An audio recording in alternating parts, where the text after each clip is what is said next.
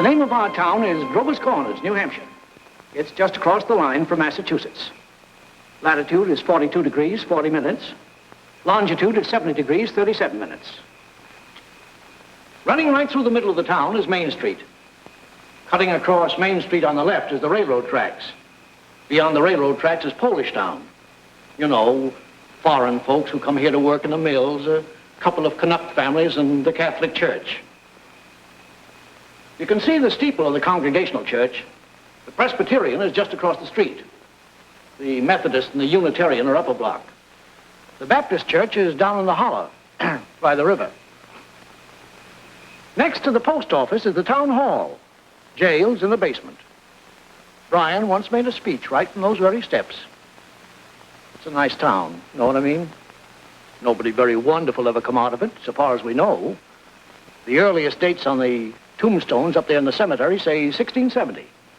They're Grovers and Cartwrights and Gibbses and Herseys. Same names as you find around here now. First, we'll show you a day in our town. Not as it is today in the year 1940, but as it used to be in the year 1901. All right, operator, let's start. Yes, sir, that's the way our town looked back in the year 1901. Along Main Street, there's a row of stores with hitching posts and horse blocks in front of them. The first automobile is going to come along in about 5 years.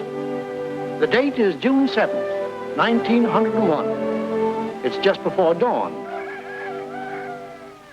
Yeah, just about. The sky is already beginning to show some streaks of light in it over there in the east, back of our mountain. The morning star gets wonderful bright the moment before it has to go.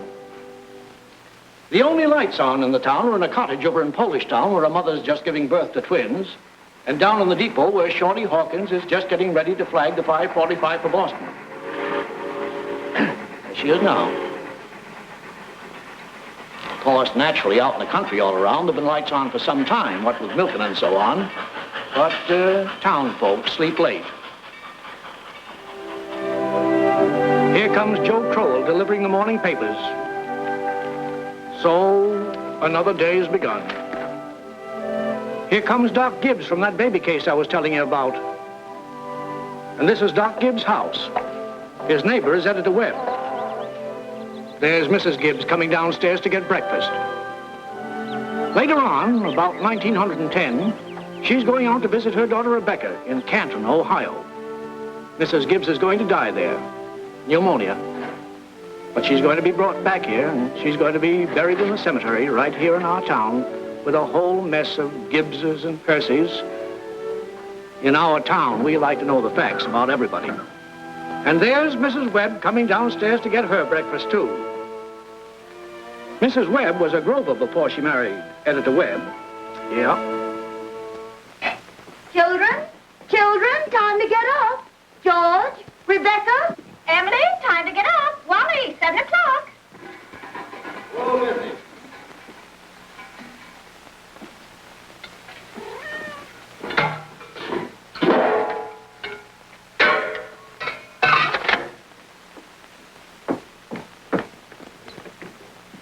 Morning, Hi. Morning, Miss Gibbs. Seems like you're late today. Yeah, something went wrong with separator. Don't know what it was.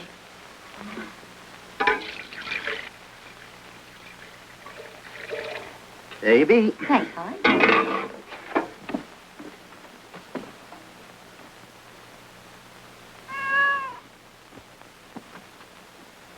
Morning, Miss Webb. Morning, Mr. Newsom. Mighty fine day. Yeah. How's Miss Newsom? Good. Emily, Wally, George, Rebecca.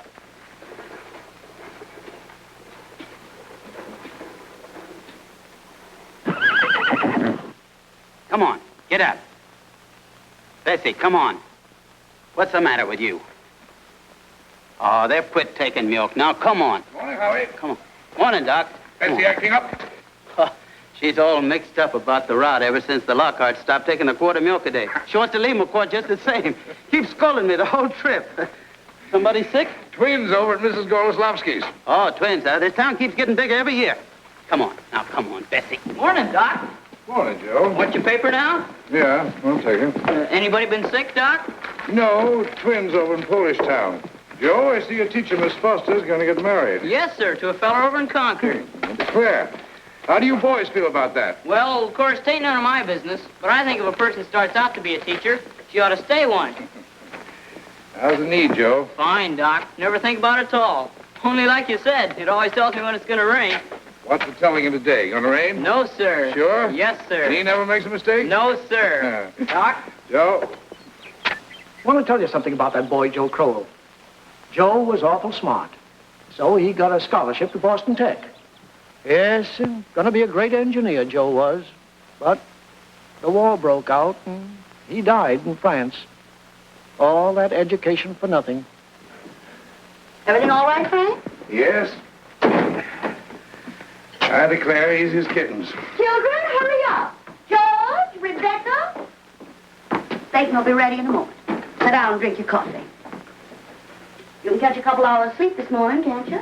Miss Whitworth's coming at 11. Guess I know what's about to. Stomach ain't what it ought to be. All told, you won't get more than 3 hours sleep. Frank Gibbs, I don't know what's going to become of you. Do we should go away someplace and take a rest? I think it'd do you good.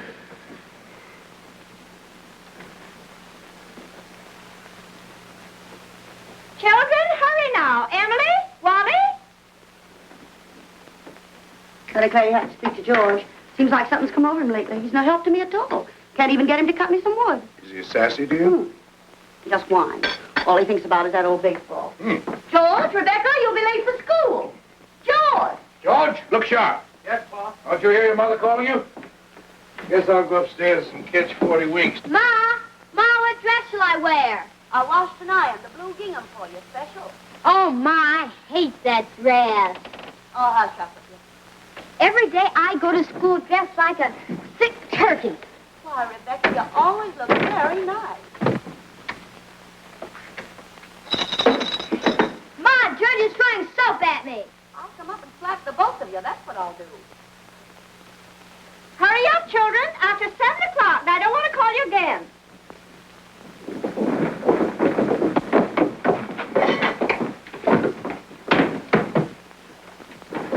Huh? Children?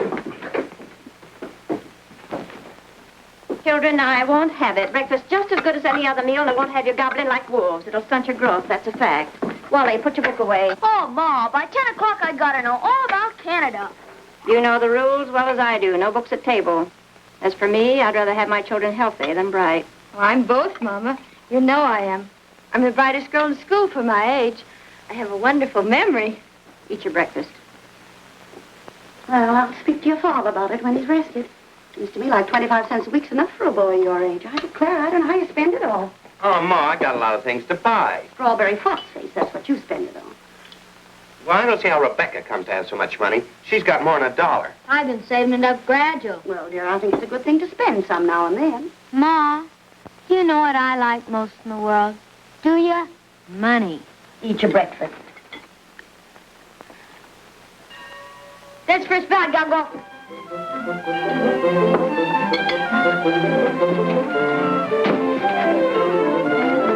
Yep, Wally.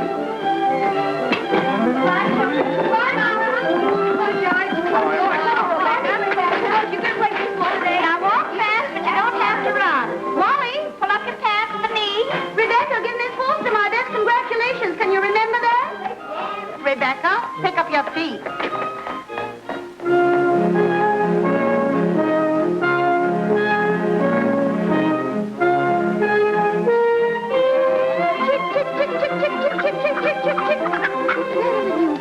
Fight, that's all you do.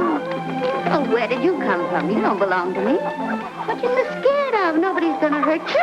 Morning, Julia. Morning, Myrtle. How's your cold? Oh, still got that tickling feeling in my throat. Told Charles I didn't know as I'd go to choir rehearsal tonight. Ever try singing over your voice? Yes, but somehow I can't do that and stay on key. Beans have been good this year. Let me help you. I'd tried to put up 40 quarts, but it kills me. Children say they hit 'em, but I notice they managed to get 'em down all winter. Myrtle, I got to tell you something. If I don't tell somebody, I'll burst. By Julia Gibbs. One of those second-hand furniture men from Boston came to see me last Friday. First, I thought it was a patient waiting to see Dr. Gibbs. but he wormed his way right into my parlor. Myrtle Webb, he offered me $350 for Grandmother Hershey's Highboys. I'm sitting here. Well, you're going to take it, aren't you? I don't know. You don't know? $350? Well, what's come over you? Well, if I could get the doctor to take the money and go away someplace on a trip, I'd sell it like that. You know, it's always been the dream of my life to see Paris, France. Crazy, I suppose. For years, I've been promising myself if we ever had the chance. How's Doctor feel about it? Well, I did beat about the bush a little. Said if I ever got a legacy, that's the way I put it, I'd make him take me. What'd he say? You know how he is. Haven't heard a serious word out of him since I've known him. No, he says, might make him discontented with Grover's Corners to go traipsing over Europe. No, let well enough alone, he says. Well, if that second-hand man's real serious about buying it, you sell it, Julia. Then you'll get to see Paris. Just drop a hint from time to time. That's how I got Mr. Webb to take me to see the Atlantic Ocean, you know. Sorry I mentioned it. But it seems to me, once in your life before you die, you ought to see a country where they don't speak in English and don't even want to. That'll do, ladies. Thank you very much. Now we'll skip a few hours.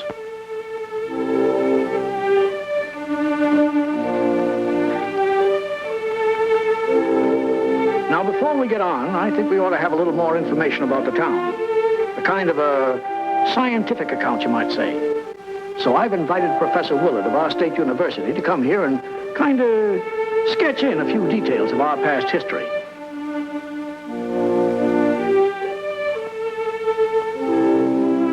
There he is now. Am I late? Right on time. May I introduce Professor Willard of our state university? Now, just a few brief words, Professor. Unfortunately, our time's limited. Yes, let me see. Grover's Corners. Grover's Corners lies on the old Pliocene granite of the Appalachian Range. I might say that's some of the oldest land in the world. We're very proud of that around here.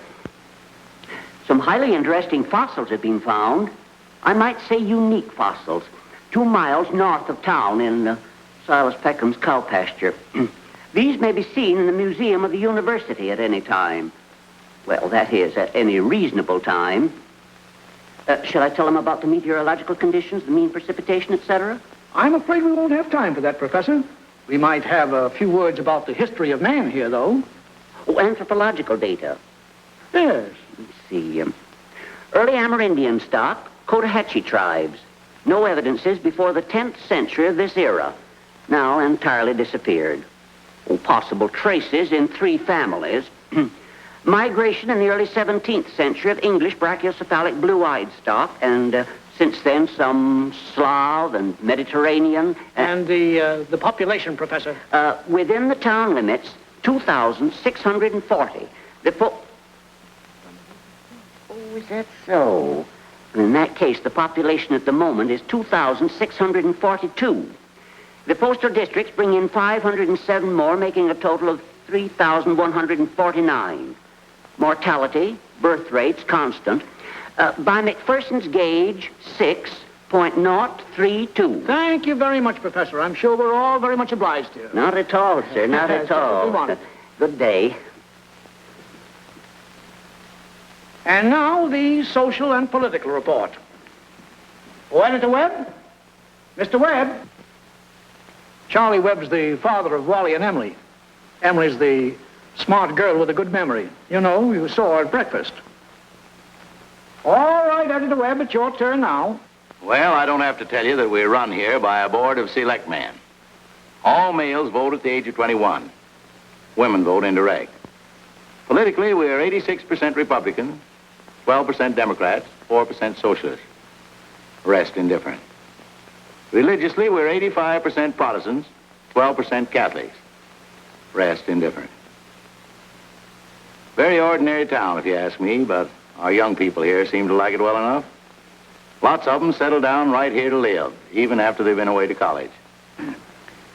Now, is there anybody in the audience who'd like to ask Editor Webb any questions about our town?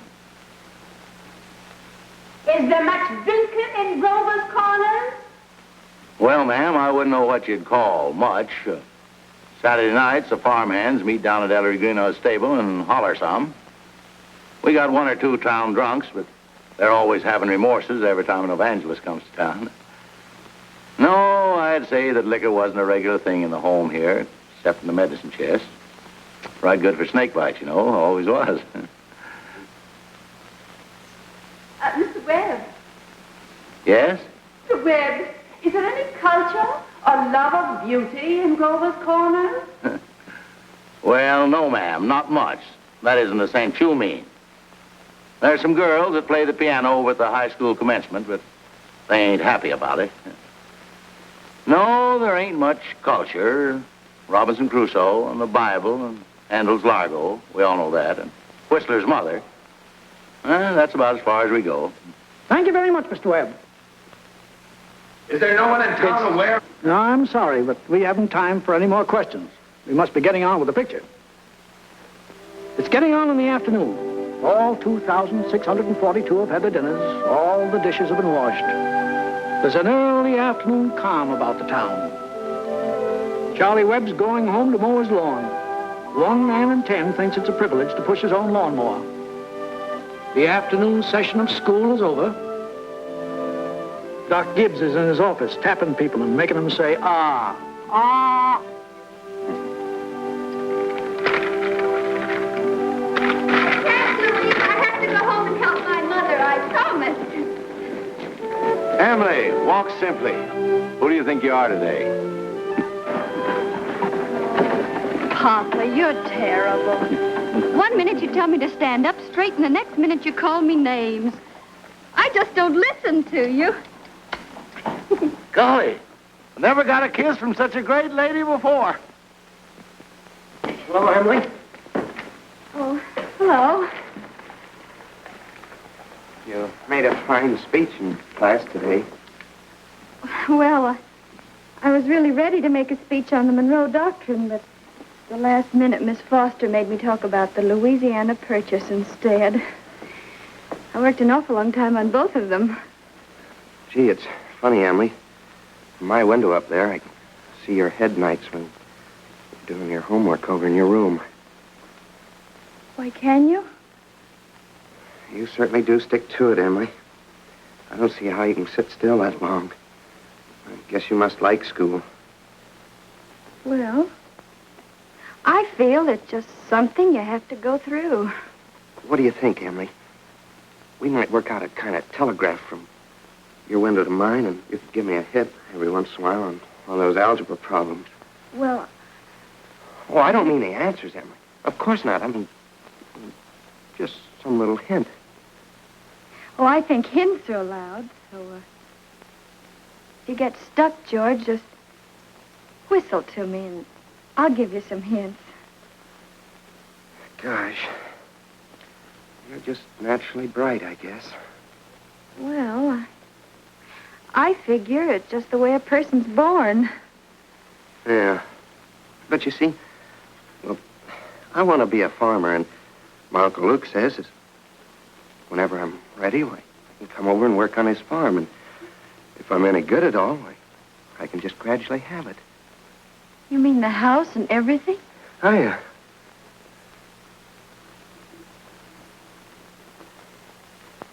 Well, I guess I better be getting off the baseball field. Thanks for the talk, Emily. Afternoon, Mrs. Webb. Hi, George. So long, Emily. So long, George.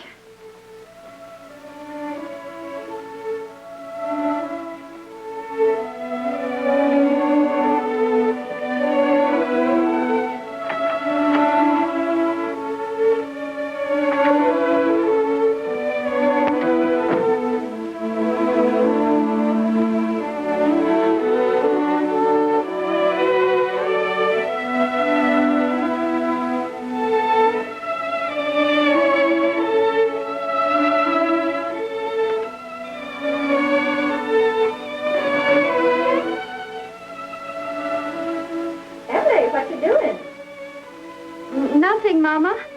If you're doing nothing, you can come in here and help me with this yarn.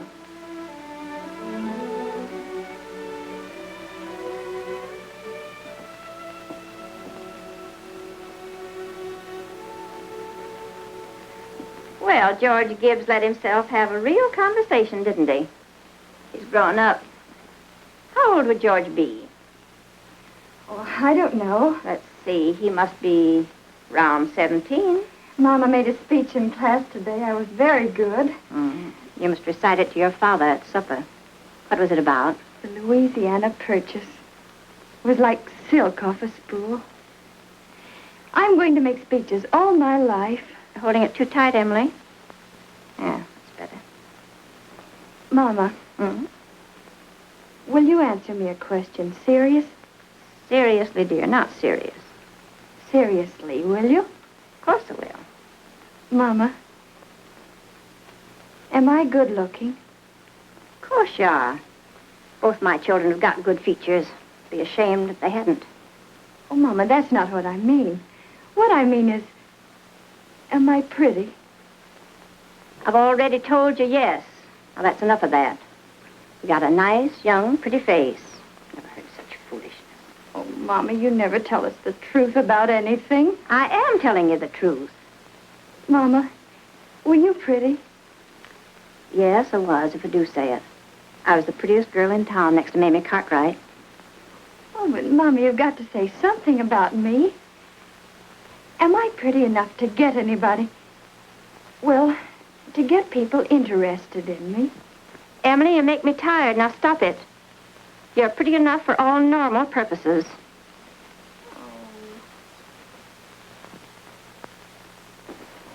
It's evening.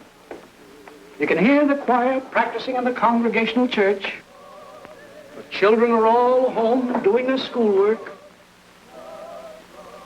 The day is running down like a tired clock.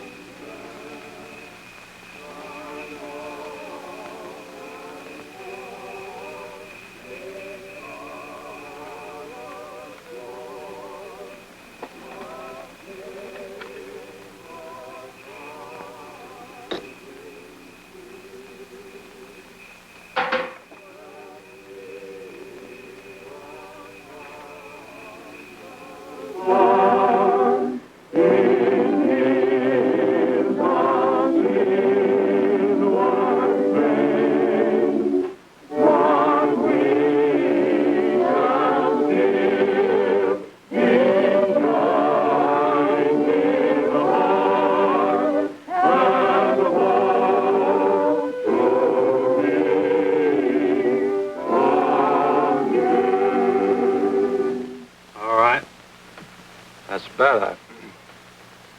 It ain't no miracle. And I'll do it again. And remember, ladies, music come into the world to give pleasure.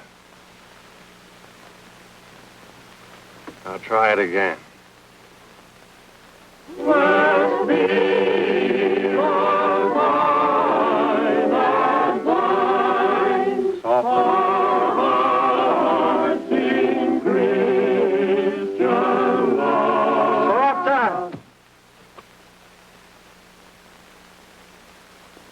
Listen, everybody. Get it out of your minds that music's only good when it's loud. You leave loudness to the Methodists. You couldn't beat them, even if you wanted to. Once again now, art thou weary?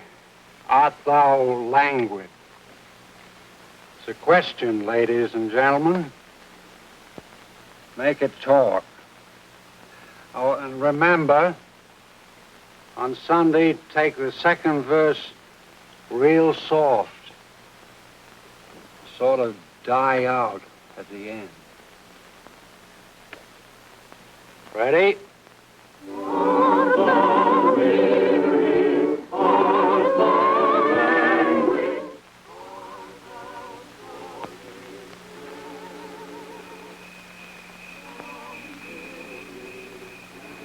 Emily. Oh, hello. Hello. I can't work at all. The moonlight's so terrible.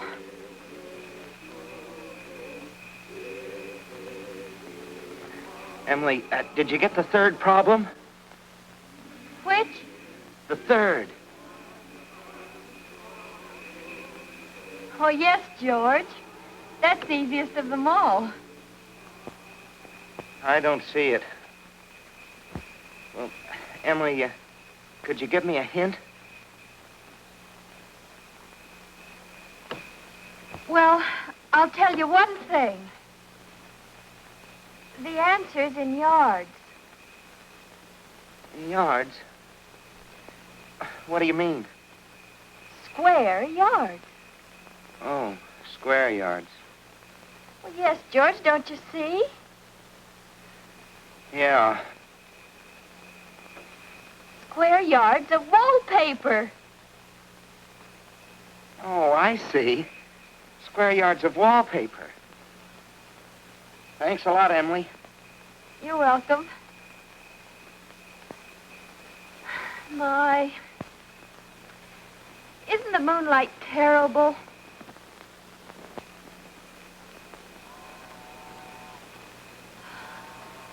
I think if you hold your breath, you can hear the train all the way to Kentucky.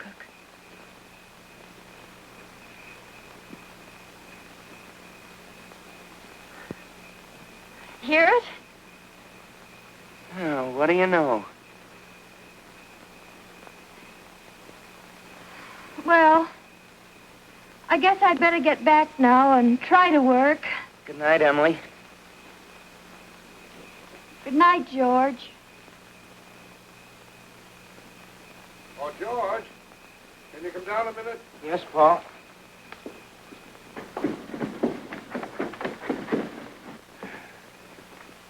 Make yourself comfortable, George. I'll only keep you a minute. George, how old are you? Me? Oh, I'm past 17.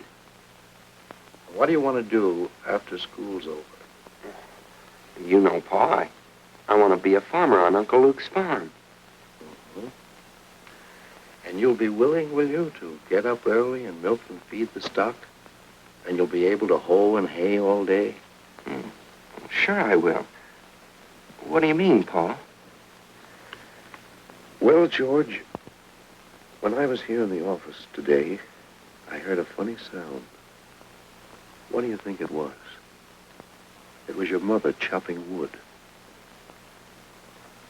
Now, there you see your mother, getting up early, cooking meals all day, washing and ironing, and yet she has to go out in the backyard and chop wood.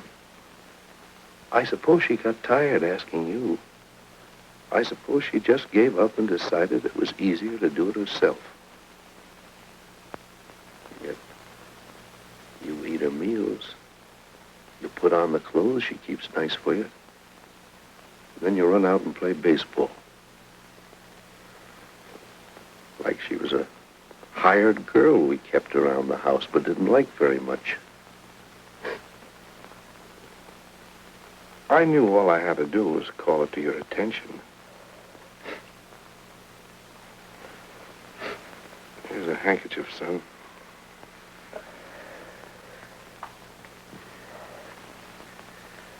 I wonder what's happened to your mother. Choir practice never was as late as this before. It's only 8:30, Pa. I don't know what she wants in that choir anyway. She hasn't got any more voice than an old crow. Traipsing around the street this hour of the night.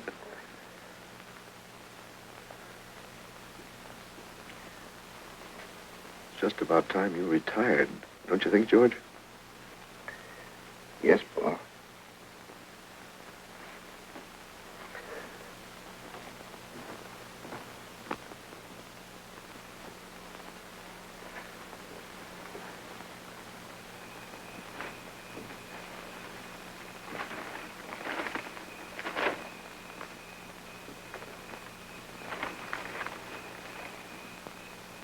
Nice late.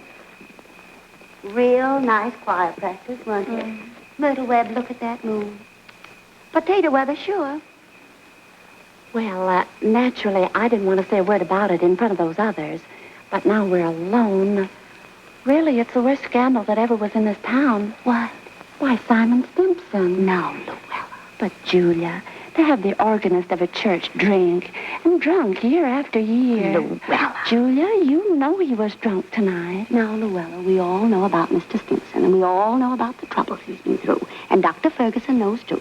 And if Dr. Ferguson is willing to keep him on in his job there, the only thing the rest of us can do is just not to notice it. Not to notice it? But it's getting worse. No, it ain't, Luella. It's getting better. I've been in that choir twice as long as you have, and it doesn't happen anywhere near so often. Oh, my. I hate to go to bed on a night like this. Well, good night, Luella. Good night. Good night, Julia. Night, Myrtle. You can get home all right, Luella? Oh, it's bright as day. I can see Mr. Soames scowling at the window now. You think we've been to a dance the way the menfolk carry on. Good night, Julia. Good night, Luella. See you on Sunday. See you then.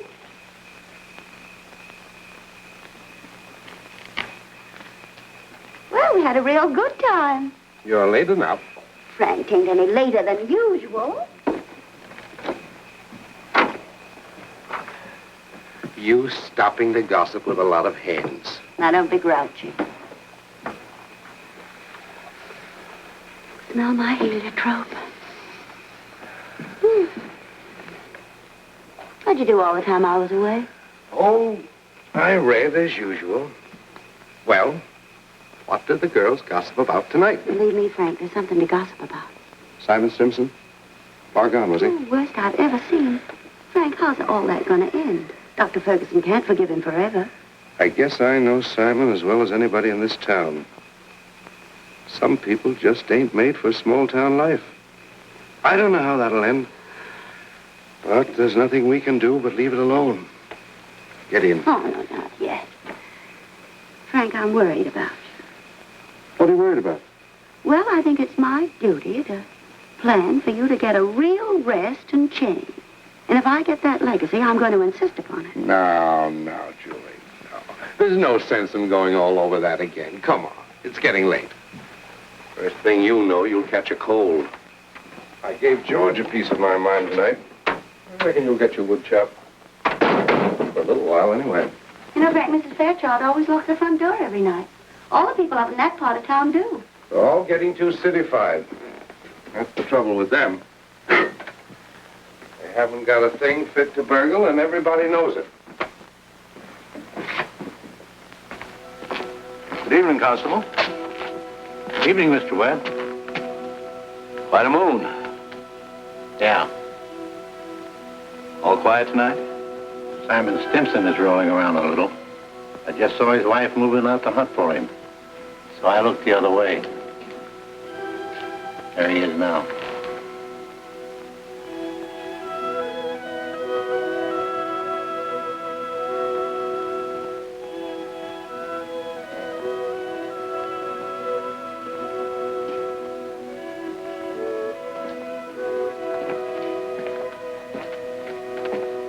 Good evening, Simon.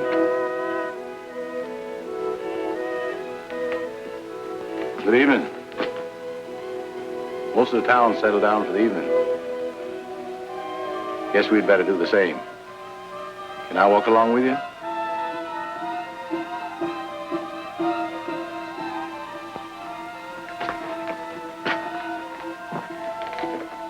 Good night.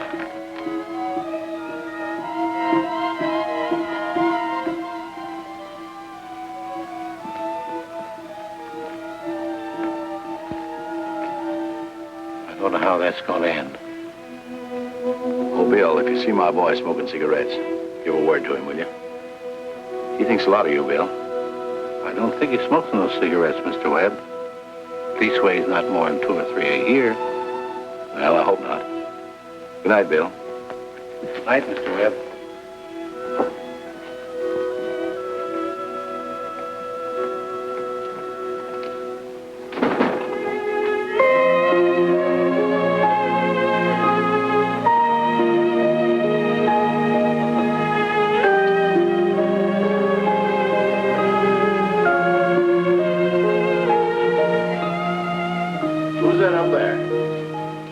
that you, Myrtle?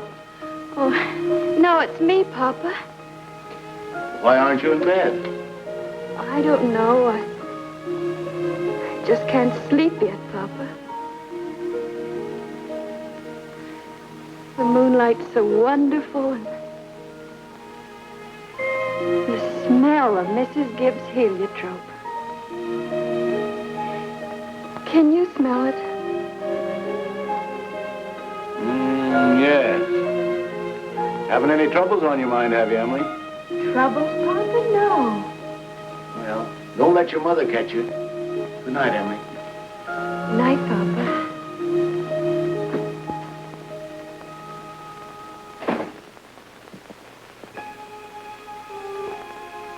I never told you about that letter Jane Crowfoot got from her minister when she was sick. He wrote Jane a letter, and on the envelope, the address was like this. It said, Jane Crowfoot, the Crowfoot Farm, Grover's Corners, Sutton County, New Hampshire, the United States of America. What's funny about that? But listen, it's not finished. The United States of America, continent of North America, Western Hemisphere, the Earth, the solar system, the universe, the mind of God. That's what it said on the envelope. What do you know? Yep, and the postman brought it just the same. What do you know?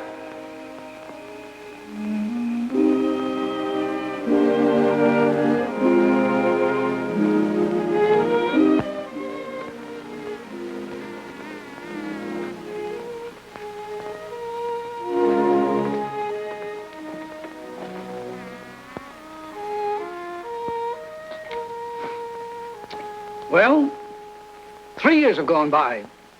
The sun's come up over 1,000 times. Summers and winters have cracked the mountains a little bit more, and the rain's brought down some of the dirt.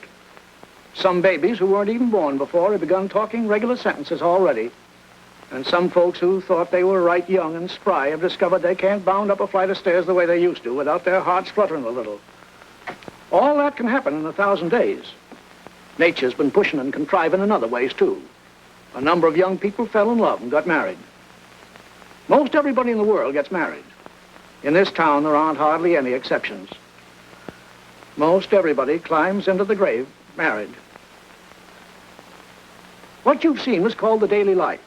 Let's call what you're going to see love and marriage. So it's 3 years later. It's 1904. It's July 7th, just after the high school commencement. That's the time most young people jump up and get married.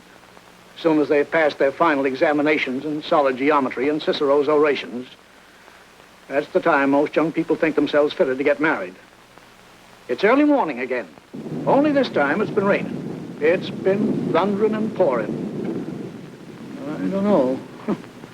May start in again any moment. Yeah? There's the 5:45 for Boston. And there's Cy Crowell delivering the papers like his brother before him.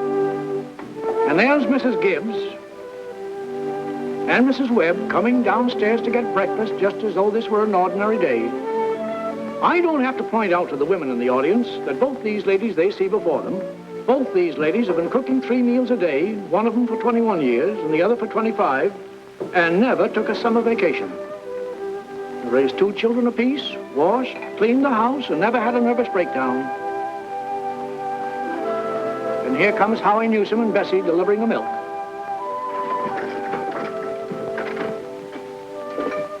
Morning, Howie. Morning, Si. Anything in the paper I ought to know? Nothing much. Except for losing about the best baseball pitcher Grover's Corners ever had. George Gibbs, huh? I don't see how I'd give up a thing like that just to get married.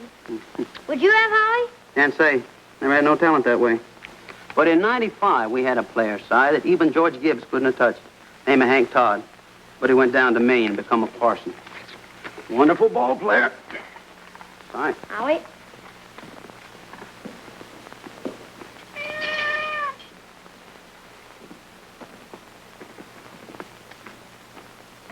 Morning, Miss Gibbs. Morning, Howie. It's too bad it's so wet, but I guess it's cleared up for good. Certainly hope it has. Going to have a house full of relations today, Howie. Looks like I'll need 3 of milk and 2 of cream. 3 of milk and 2 of cream. My wife says to tell you we hope they'll be happy. No, they will. Thanks a lot, Holly. Tell your wife I hope she gets the wedding. Maybe she can. She'll get there if she can. Morning, Miss Webb. Why, Mr. Newsom, told you 4 quarts, but I hope you can spare me another. Yes, ma'am. I brought you a pint of cream, too. Miss Newsom told me special to tell you as how we hope to be very happy. No, they will. Thank you, Mr. Newsom, and thank Mrs. Newsom. We're counting on seeing you at the church. Yes, sir. We hope to get there all right. Couldn't miss that.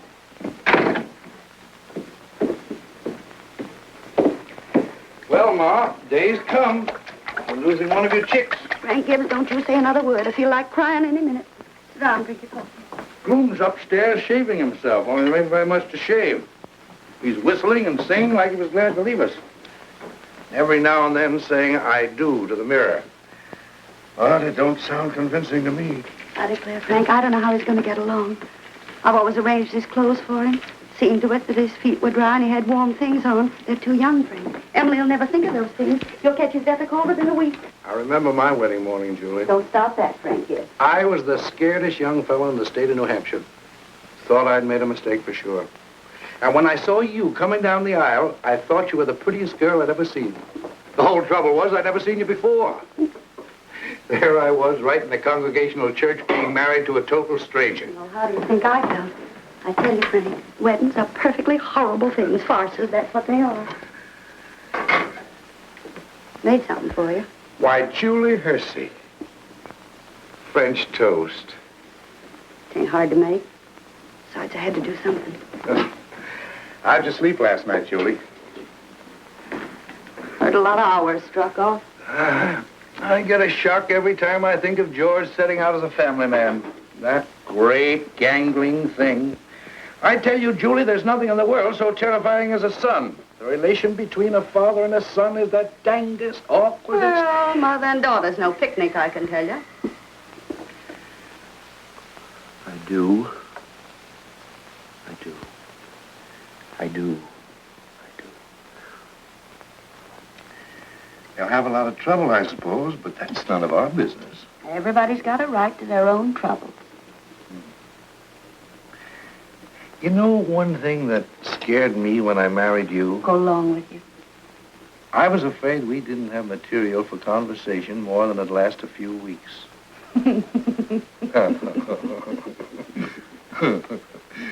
I was afraid we'd run out and have to eat our meals in silence. Well, you and I have been conversing for 20 years without any noticeable barren spells.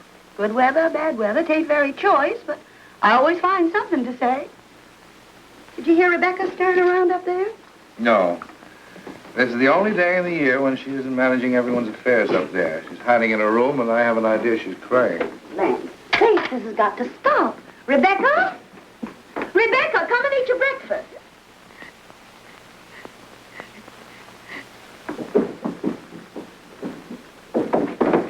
Good morning, everybody. Only 4 more hours to live. George, guess where you're going? I'm just stepping across the grass to see my girl. Now, George, put your rubbers on. Been raining torrents. You don't step out of this house unless you're prepared for it. Oh, Ma, it's just a step. You'll catch your death of cold and cough all through service. Ah, George! Do as your mother tells you.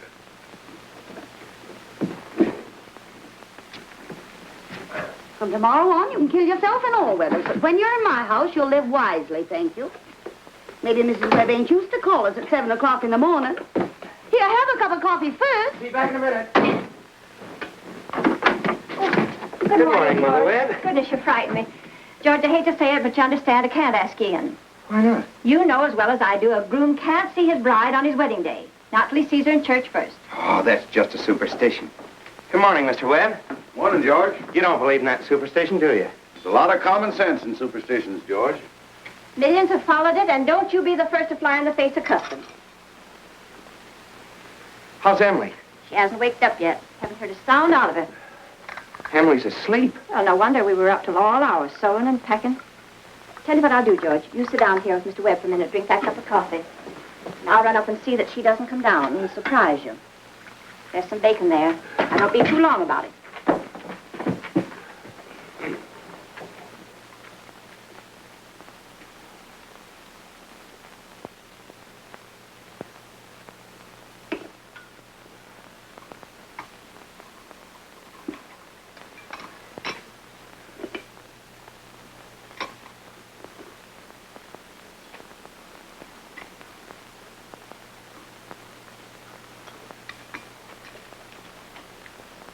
Well, George, how are you? Oh, I'm fine. Mr. Webb, what common sense could there be in a superstition like that? Well, George, on the wedding morning, a girl's head is full of, clothes and one thing and another. Don't you think that's probably it? Well, yes. Guess I never thought of that before. The girl's apt to be a mite nervous on her wedding day. Gee, I wish a person could get married without all that marching up and down. Every man that's ever lived has felt that way, George. But it hasn't been any use. It's the women folks who've built up weddings, my boy. Man looks mighty small at a wedding, George. All those good women standing shoulder to shoulder, making sure that the knot's tied in a mighty public way. Well, you believe in it, don't you, Mr. Webb? Oh, yes. Oh, yes. Now, don't misunderstand me, George. Marriage is a wonderful thing. A wonderful thing. Don't you forget that, George. No, sir.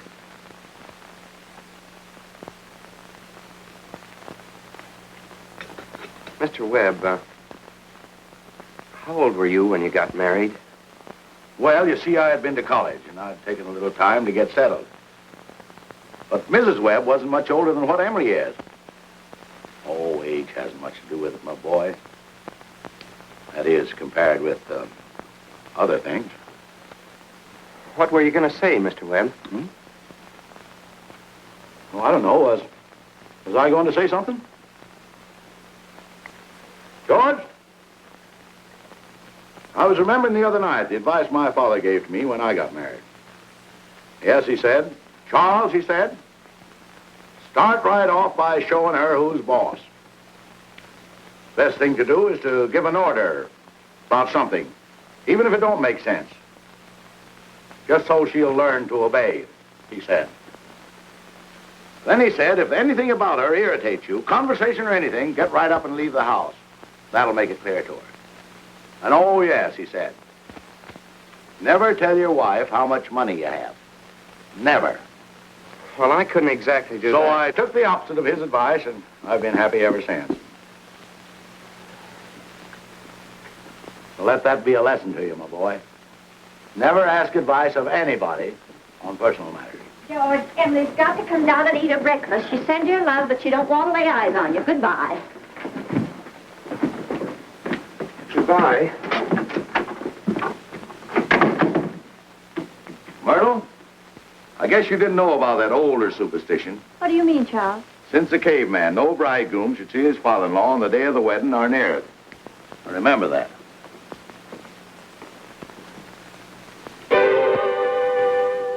Now, before we get on with the wedding, I think we should see how it all began, this plan to spend a lifetime together. I'm awfully interested in how such big things begin. You know, you're 21 or 22, and then you're 70. You've been a lawyer for 50 years, and the white-haired lady beside you has eaten 50,000 meals with you. How do such things begin? Now, George and Emily are going to show you the conversation they had when they first knew, as the saying goes, they were meant for one another. Now, it all happened last year on the way home from school. George had just been elected president of the senior class, and Emily had just been elected secretary and treasurer. Now, you all know how important that is. Emily, can I carry your books home for you? Well, thank you. It isn't far.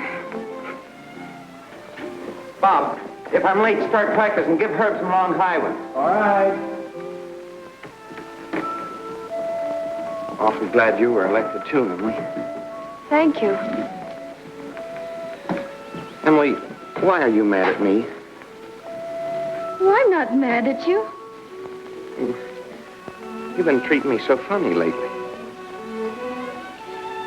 Well, since you asked me, I might as well say it right out, George. Goodbye, Miss Corcoran. Emily? Hi, Miss Cochran. George? What is it?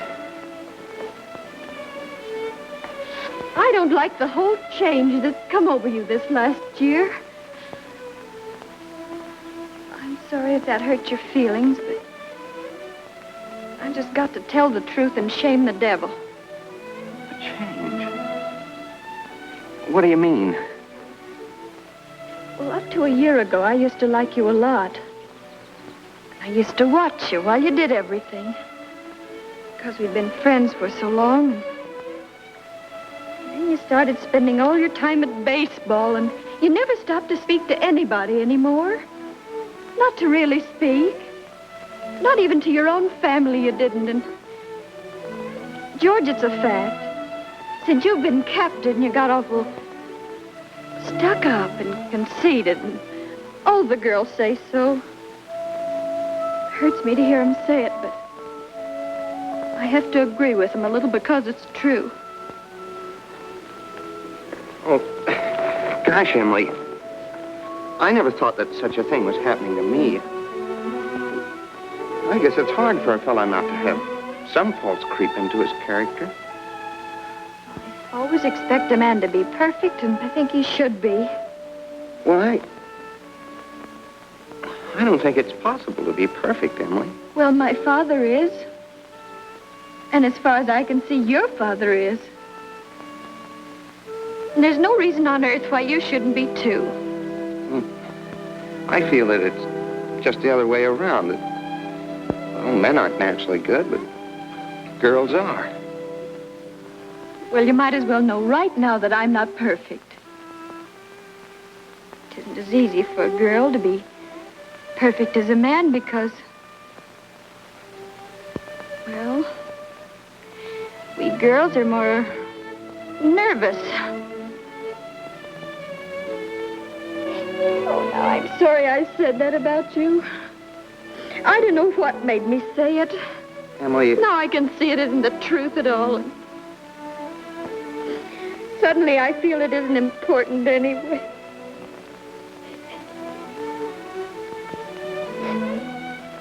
Emily, would you like a ice cream soda or something before you go home?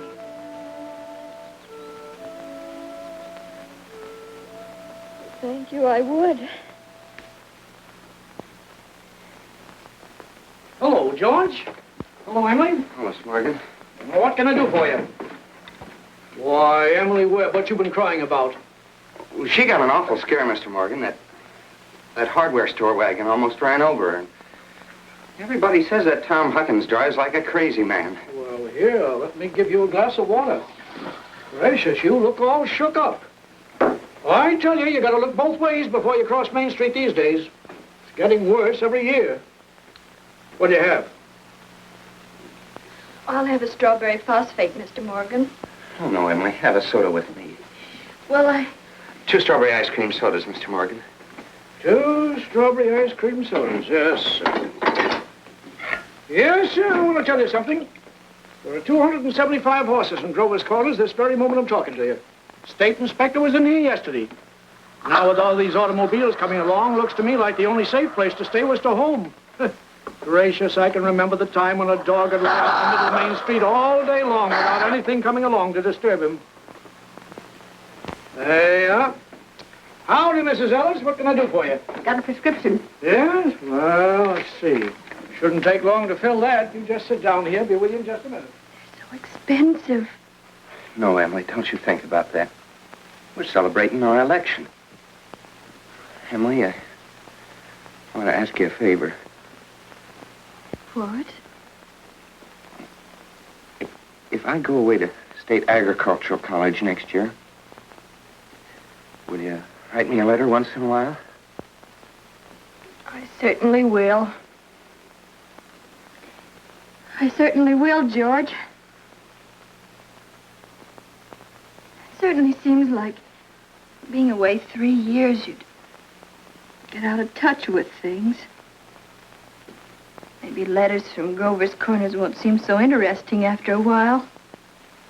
Grover's Corners isn't a very important place when you think of all New Hampshire, but I think it's a very nice town.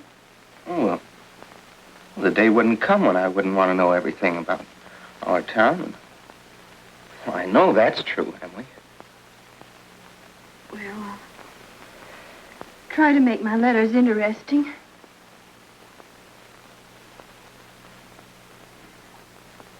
You know, Emily, I meet a farmer, I ask him if he thinks it's important to go to agricultural school to be a good farmer. Why, George. Yeah, and some of them even say it's a waste of time. And well, you can get all that stuff anyway in the pamphlets the government puts out. Well, Uncle Luke's getting pretty old, and he's about ready for me to start taking over his farm. Tomorrow, if I could. Oh, but, George, maybe it's important for you to go and learn all that about cattle judging and soils and those things. Of course, I don't know. Emily, I'm going to make up my mind right now. I won't go. I'll tell Pa about it tonight. But, George, you don't have to decide right now. It's a whole year away. Emily, I'm glad you spoke to me about that fault in my character. Everything you said was right, but there was one thing wrong with it. That's when you said I wasn't noticing people. You, for instance. You say you were watching me when I did everything. I was doing the same thing about you all the time. Why? Sure, I always thought about you as one of the chief people I thought about. I always made sure where you're sitting on the bleachers, and who you were with. Well, for 3 days now, I've been trying to walk home with you, but something always got in the way. And yesterday, I was standing out by the wall waiting for you. And I walked home with Miss Cochran. Oh, George. Life's awful funny. How could I have known that? I thought... Emily, I'm going to tell you why I'm not going to agricultural school.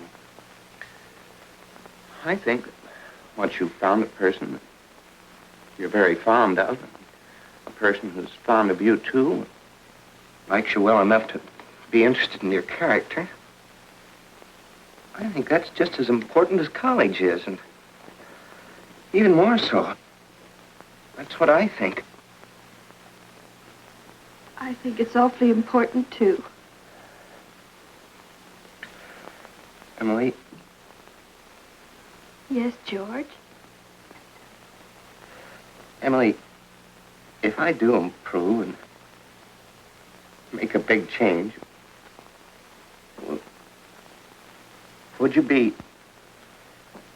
I mean, could you be... I am now. I always have been.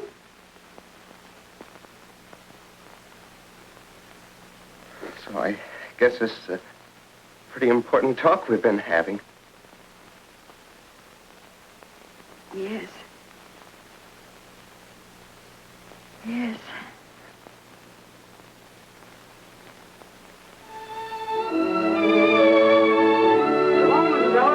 Dave.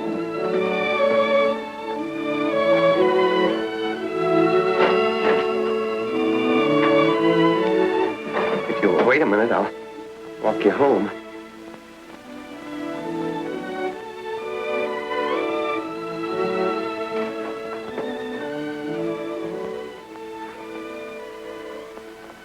Mr. Morgan. Yes? I'll have to go home and get the money to pay you for this. Why, George Gibbs, do you mean to tell me that But, you... Mr. Morgan, I had a reason. Look, I'll leave my gold watch with you until I get back. No, you keep your watch, George. I'll trust you. But I'll be back in 5 minutes. I'll trust you for 10 years, George. Not a day more, though.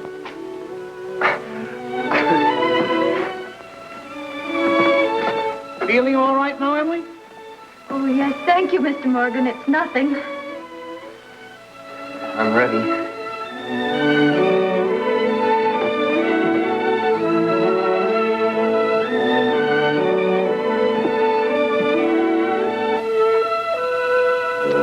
Well, now to get on with the wedding.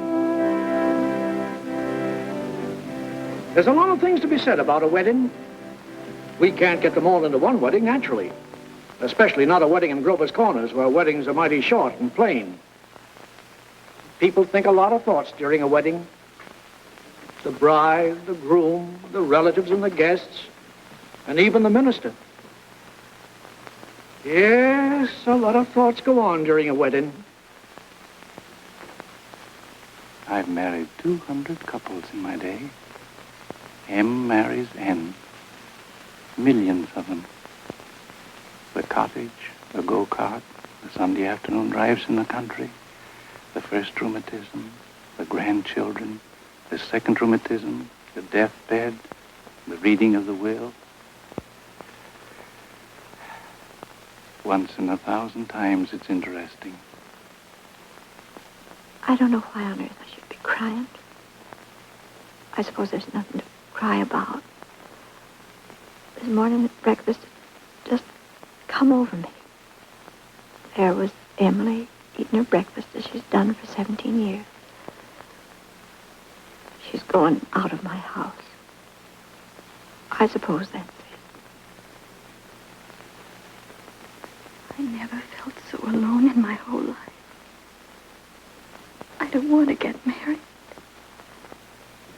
Why can't I stay for a while as I am? Papa, darling, don't you remember what you used to say all the time, that I was your girl? I don't want to get married.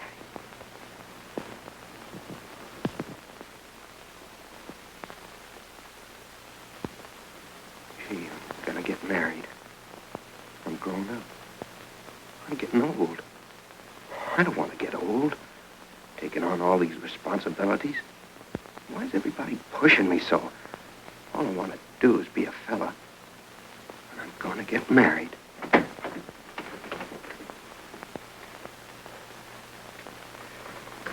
Cheer up, Ma. I'm getting married. Come on, Ma. Now, Ma, you save Thursday nights. Emily and I'll be over for supper every Thursday night. You'll see. Come on, Ma. We've got to get ready for this. Got the ring? Oh, yes, sir. Come on.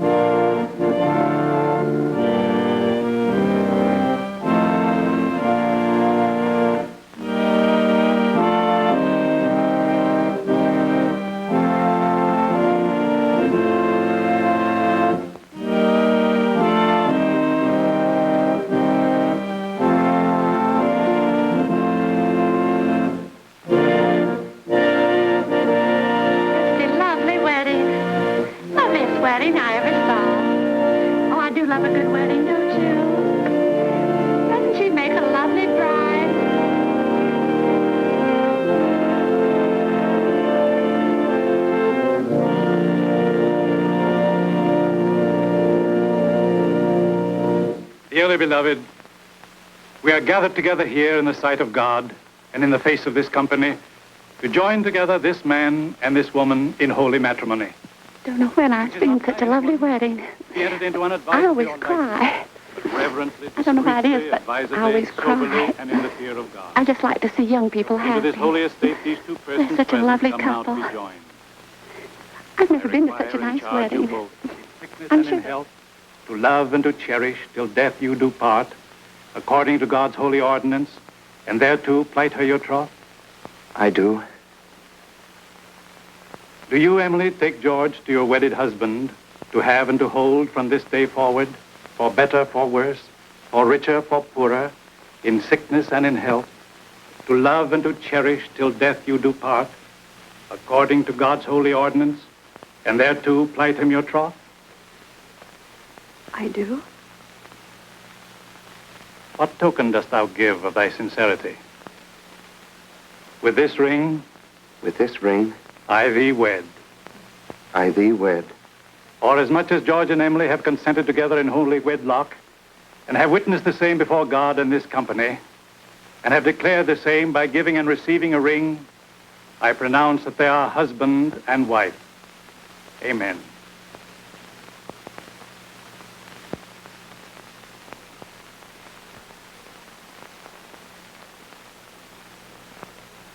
Me ever and ever.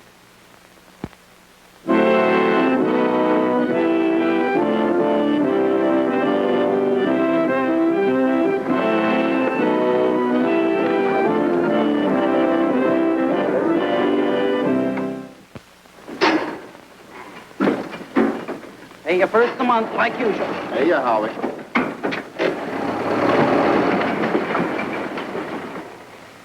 Man his age shouldn't be driving one of those things. Not when he's got a lot of young fellas to do it for him. Well, Howie likes to deliver the milk himself. Says he gets the feel of the town that way.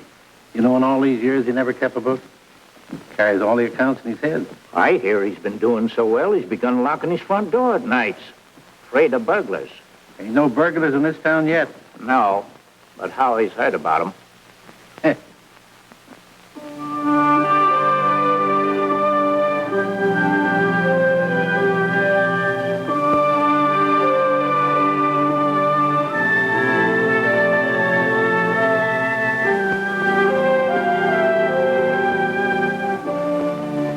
This time, 9 years have gone by, friends. It's the summer of 1913. Gradual changes in Grover's Corners. Horses are getting rarer. Farmers are coming into town now in Fords. Still, you'd be surprised, though, on the whole. Things don't change much around here. This is an important part of Grover's Corners up here in this hilltop. Lots of sky, lots of clouds, often lots of sun and moon and stars. Certainly a beautiful spot up here. I often wonder why people want to be buried in Woodlawn or Brooklyn when they might pass the same time up here in New Hampshire. Over here are the old stones. 1660, 1670. Strong-minded people who come a long ways to be independent. Over here are some Civil War veterans. Iron flags on their graves. New Hampshire boys. They had a notion that the Union ought to be kept together, although they'd never seen more than 50 miles of it themselves. All they knew was a name, friends. The United States of America. The United States of America. And they went and died about it.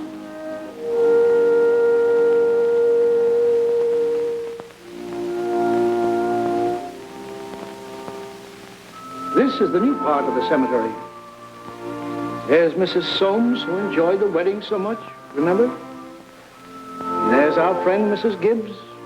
And Doc Gibbs lost his wife 3 years ago, just about this time. And Editor Webb's boy, Wallace, whose appendix burst on a Boy Scout trip to Crawford Notch. There's Mr. Stimson, the organist at the Congregational Church. He drank a lot, they used to say. Hung himself in the attic. They tried to hush it up, but of course it got around. He wrote his own epitaph. Ain't a verse exactly, it's just a lot of notes. I wouldn't know what it was. It was all read up in the Boston papers at the time, though. A lot of sorrows kind of quieted down up here, too. All those important things, mother and daughter, husband and wife, enemy and enemy, money and miser. All those terribly important things. The earth part kind of burns away, burns out. And what's left? What's left when memory is gone? And your identity, Mrs. Smith? Something eternal.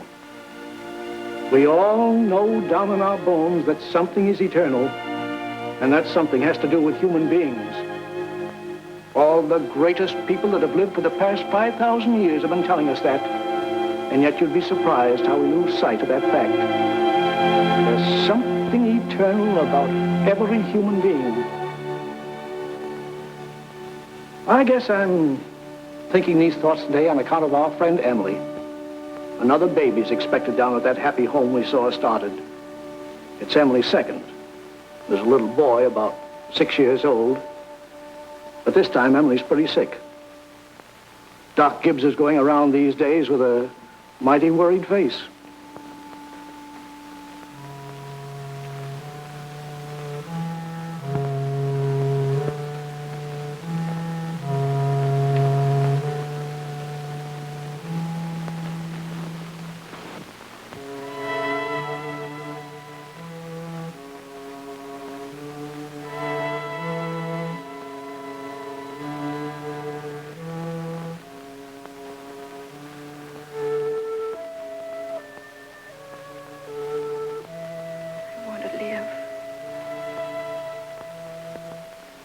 want to live.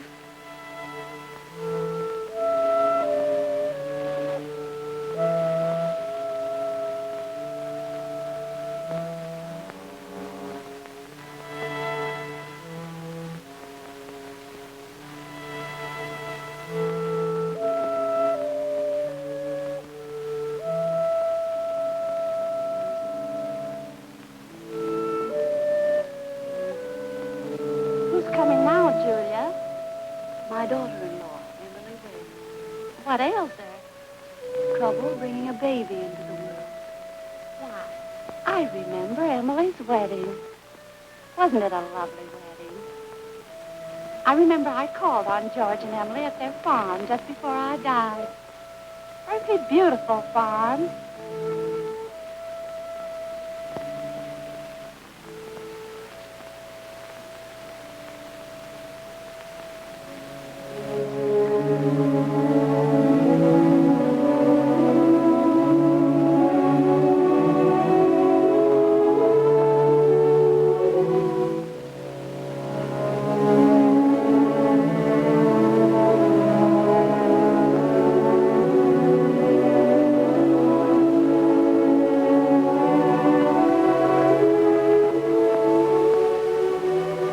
Dear friends, as we gather here in the last tribute of memory to our loved one, Hello, Mother Gibbs. let us remember the words of Hello, the Master. Emily.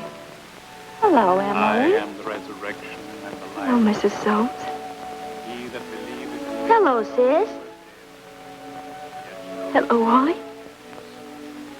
eternal in the heavens.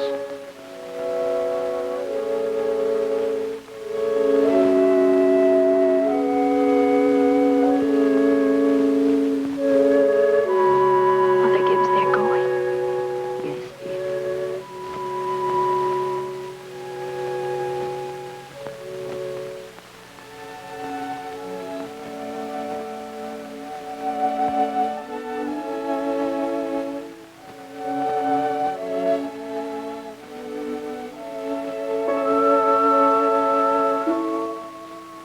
Father Gibbs is bringing some of my flowers to you, Mother Gibbs.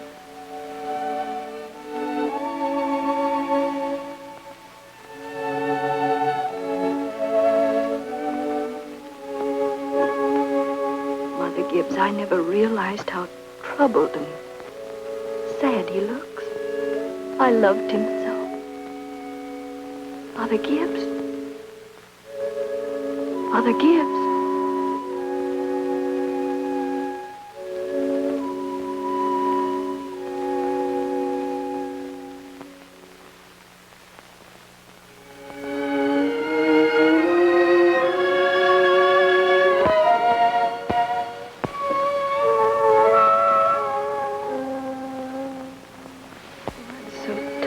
Mother Gibbs. Mother Gibbs, when does this feeling go away? Being strange here. How long does it... Dear. Just wait. Be patient. How do you do, Mr. Stimson? How do you do, Emily? Mother Gibbs, George and I have made that farm into just the best place you ever saw. We thought of you all the time. We wanted to show you the new barn and a great long cement drinking fountain for the stock. We bought that out of the money you left us. I did. Mother Gibbs, don't you remember? The legacy you left us. Why, it was more than $350. Oh, yes. Yes, Emily. It won't be the same to George without me. But it's a lovely farm. My boy's spending the day at Mrs. Carter's. Oh, Mr. Carter, my little boy is spending the day at your house. He is? Yes, he loves it there. Mother Gibbs, one can go back in memory and live each of those days over again. Boy, just then for a moment I was thinking about the farm. For a moment I was there. And my baby was in my arms as plain as day. Yes, but when you've been here longer, you'll realize that our life here is to forget all that. To think of what is ahead and be ready for what is ahead. But Mother Gibbs, how can I ever forget that life? It's all I know. It's all I had. One can go back and live all those days over again. I feel it. I know it. You not only live it, you watch yourself living it. I'll choose a happy day. Oh, Emily, it isn't wise. Really, it isn't. I'll choose the day I first knew I loved George.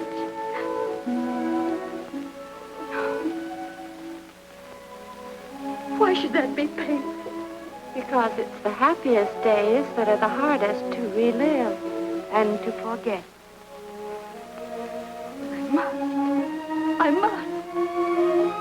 Then choose an unimportant day. Choose the least important day in your life.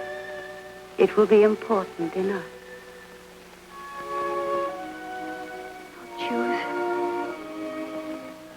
I'll choose. Yes, Emily. Think hard. Remember.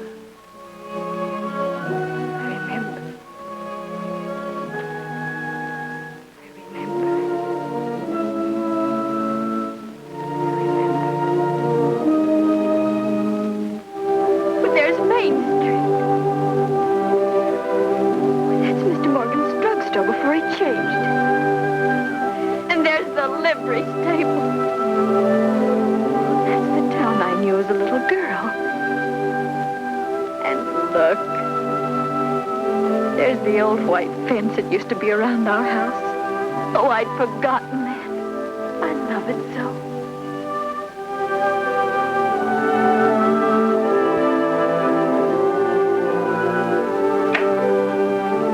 There's Mama coming downstairs to make breakfast.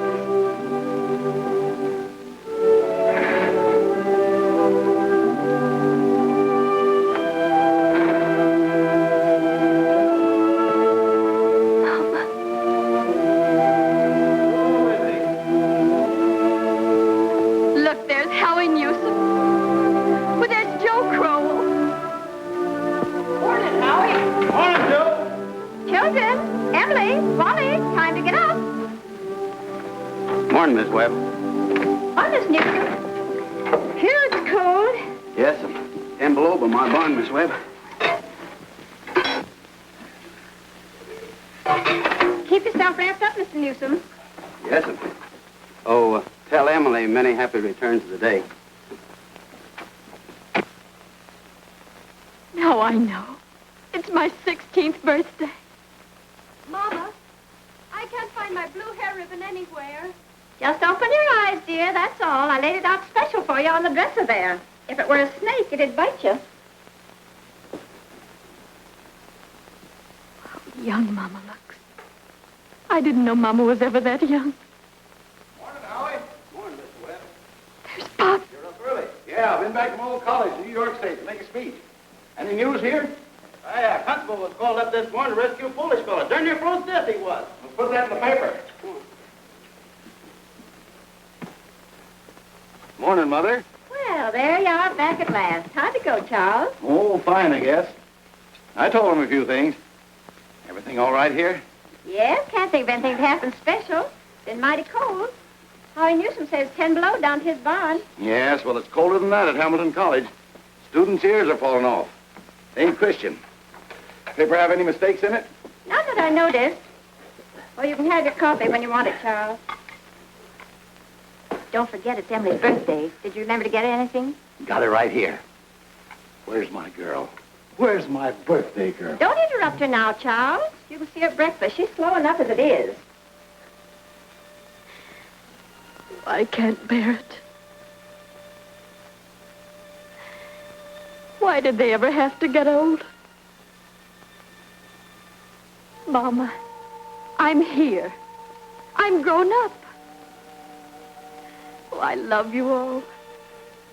Everything. I can't look at everything hard enough. Hurry up, children. 7 o'clock. I don't want to call you again.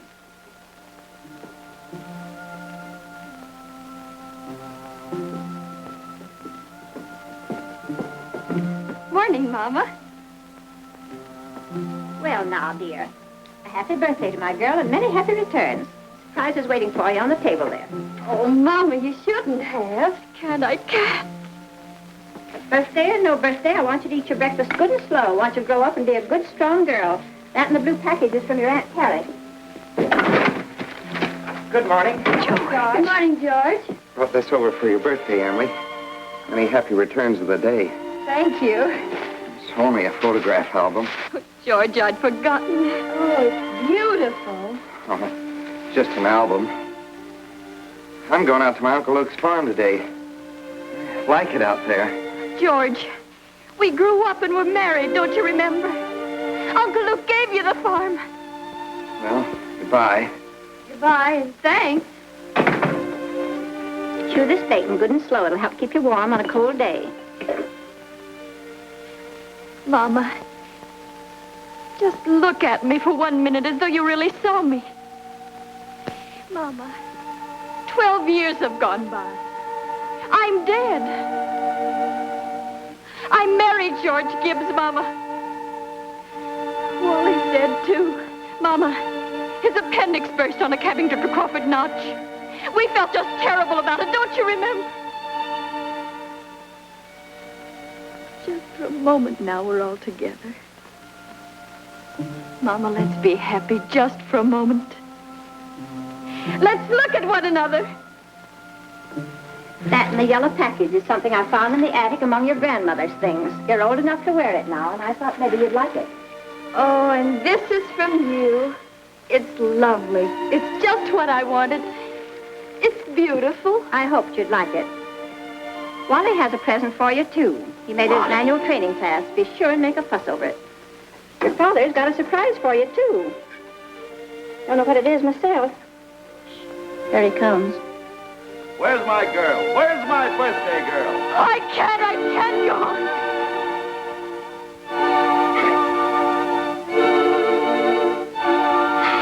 It goes so fast. We don't have time to look at one another.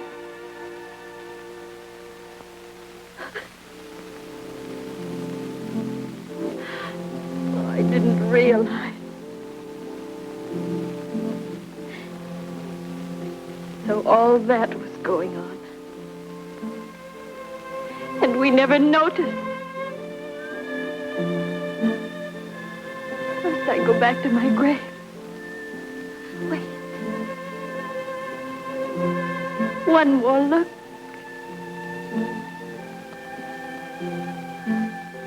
Goodbye. Goodbye, world. Goodbye, Grover's Corner. Mama, Papa. Goodbye to clocks ticking. My butternut tree and Mama's sunflowers. Food and coffee. New iron dresses and hot baths. And sleeping and waking up. Oh, Earth, you're too wonderful for anybody to realize it. Do any human beings ever realize life while they live it? Every minute. Oh, I want to live, I want to live, I want to live. Of course you do, Emily. Of course.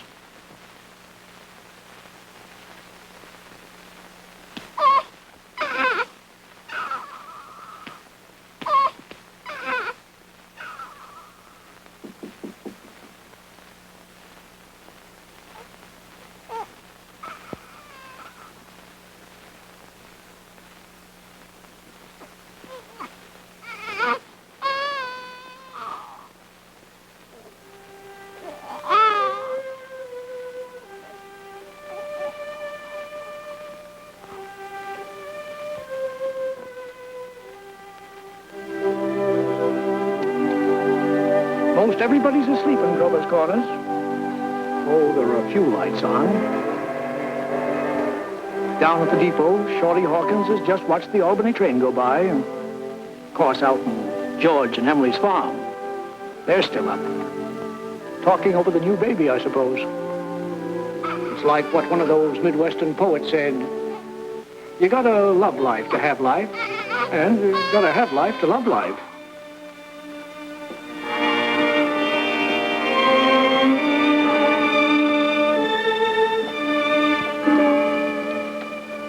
"11 o'clock in Grover's Corners. Tomorrow's another day. Everybody's resting in Grover's Corners. You get a good rest, too.